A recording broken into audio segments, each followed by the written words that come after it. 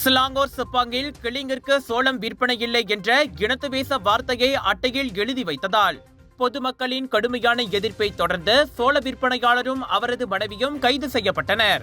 அந்த சோள விற்பனையாளர் நேற்று மன்னிப்பு கேட்டுக்கொண்டதை தொடர்ந்து அவர் போலீஸ் ஜாமீனில் விடுவிக்கப்பட்டார்.